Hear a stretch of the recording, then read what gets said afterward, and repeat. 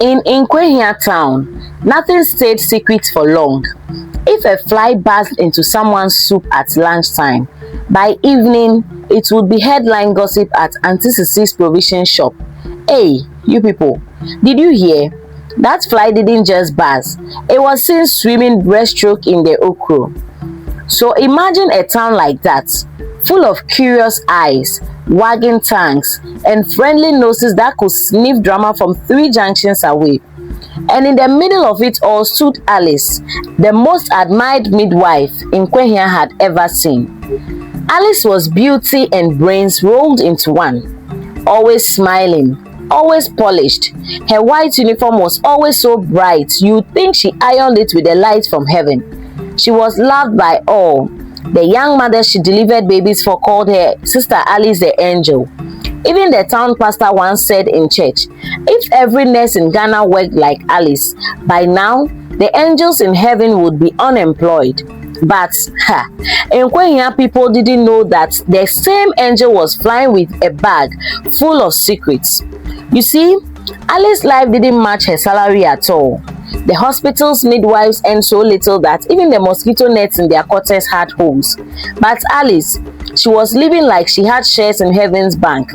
She had bought a Toyota Corolla, built a small house for her parents, and was sponsoring all 3 of her younger siblings in private university schools. Even her mother walked around bragging, "My daughter, the midwife, is the one feeding me and building my house. Some of you should tell your children to learn from her."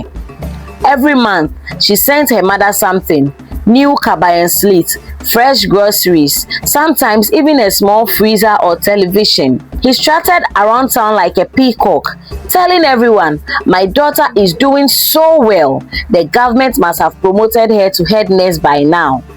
When her colleagues complained about their salaries, Alice would smile and say, "Hey, you people, you just don't know how to manage money. You must plan your life well." But deep down, Alice knew her money management had nothing to do with budgeting. It had everything to do with babies. Alice had started small. The first time, it wasn't even her idea. A rich, desperate couple from Accra came to the hospital in secret. They had been married for 10 good years without a child. Their eyes carried the tired pain of prayer camps, herbalists, and church vigils.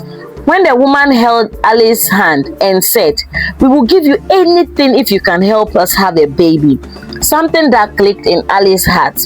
A week later, a poor teenage girl came in to deliver, scared, sweating and abandoned by the boy who promised her love and jollof. The baby came out healthy, crying like a future singer. The mother, she was too young, too frightened, too ashamed. Alice looked at the baby and thought of the rich couple's offer. By the next morning, the girl was told, "Sorry, the baby didn't make it." The young mother cried until her eyes swelled like mangoes. Alice comforted her gently and said, "My dear, it is God's will. Maybe your time will come again." But behind the hospital, Alice had already wrapped the baby, handed it over to the rich couple, and collected an envelope so thick it could stop a bullet. That day changed her forever. From that day, Alice became both midwife and merchant, selling life to the highest bidder. Every few months, a desperate rich family would come. Every few months, a poor mother would leave the hospital crying over a stillborn baby. And every few months, Alice's wardrobe grew fancier, her family happier, and her reputation shinier. Alice was smart, too smart. She knew which patients were vulnerable.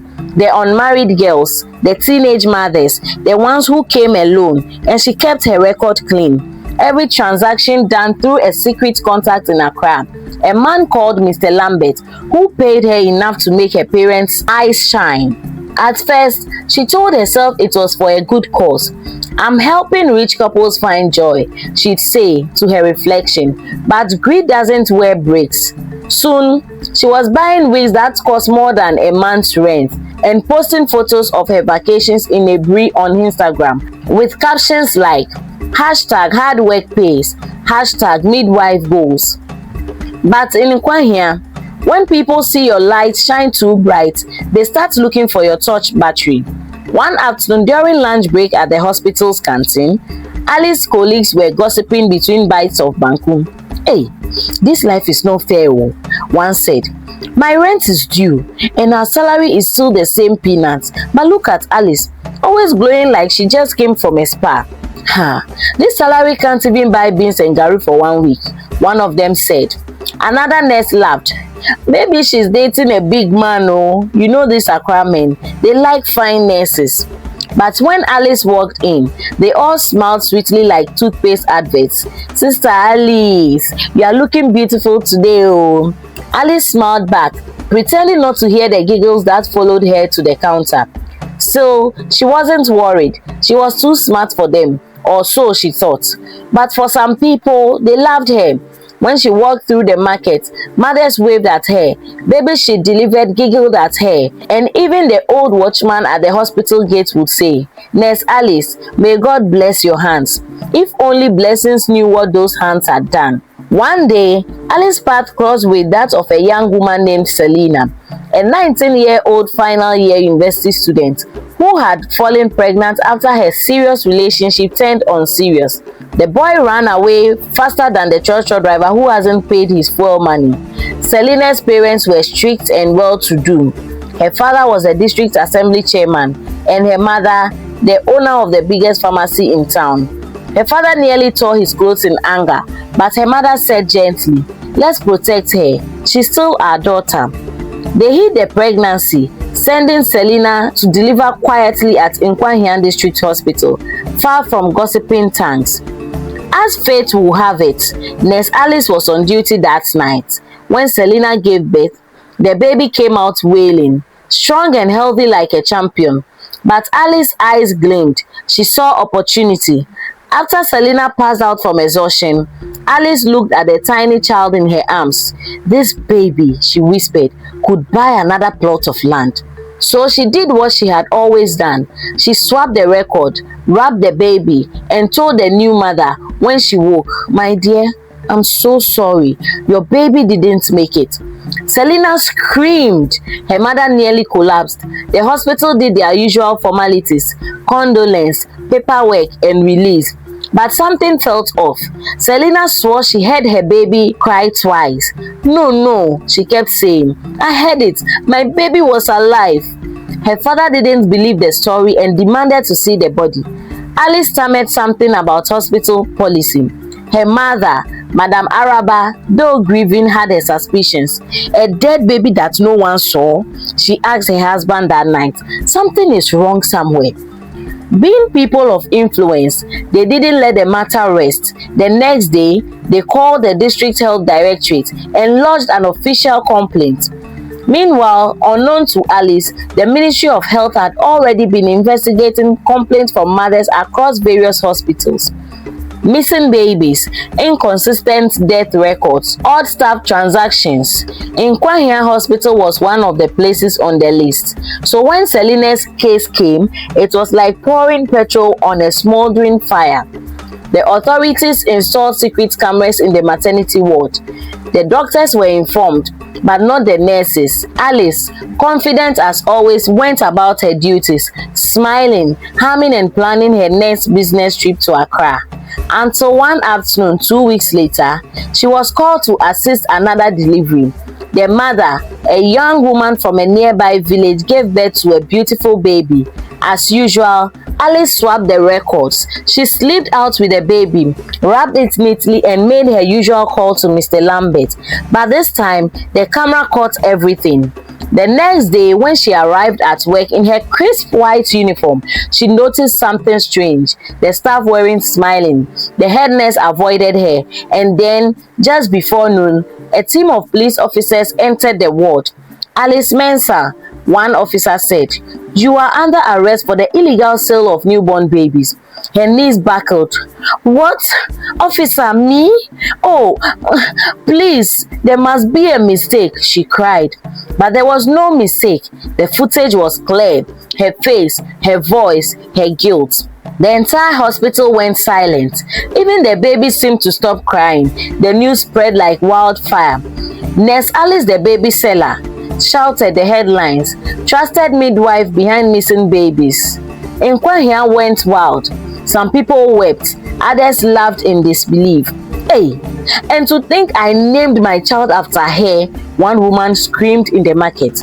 Hey, so all those babies that died, and I let her touch my baby when I delivered. I said it, nobody wears human hair that expensive on a nurse's salary. Me, I knew something wasn't right. How can midwife salary buy a Toyota Corolla? Another added, shaking her head.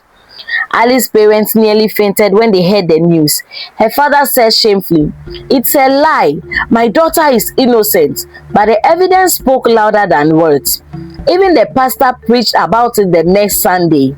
The devil does not always wear red horns. Sometimes he wears a nurse's uniform and smiles like a saint.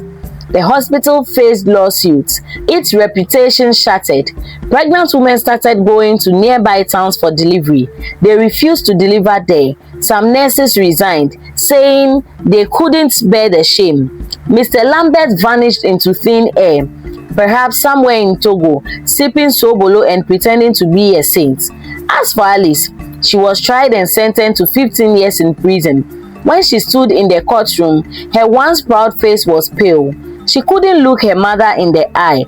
The judge said, "You used your hands, which were meant to bring life, to destroy lives. Let this be a lesson to all who put greed above conscience."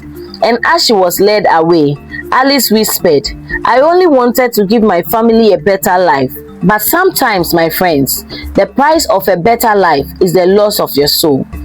In prison, Alice had no wigs, no perfume, no designer bags, only orange uniforms and regret. The same hands that once delivered babies now scrubbed floors.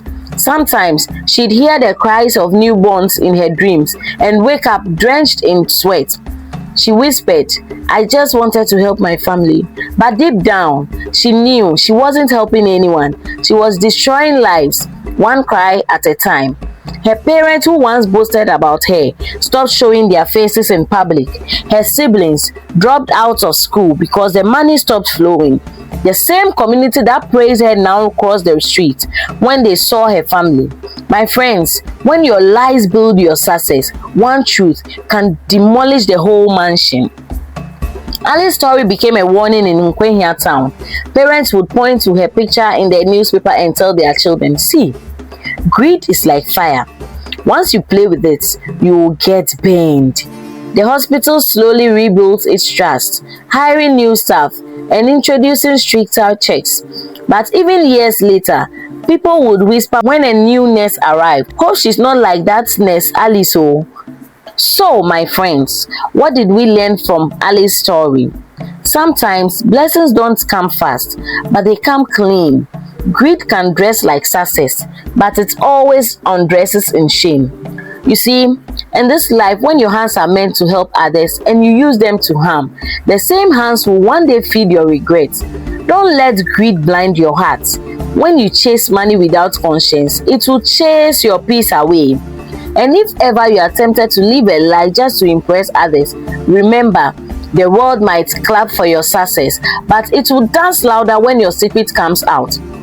I've been your storyteller, Daavi, and this has been African Tales by Daavi. If you enjoyed the story, don't forget to like, share and subscribe so you won't miss the next one. Until then, live wisely and sleep with a clean heart.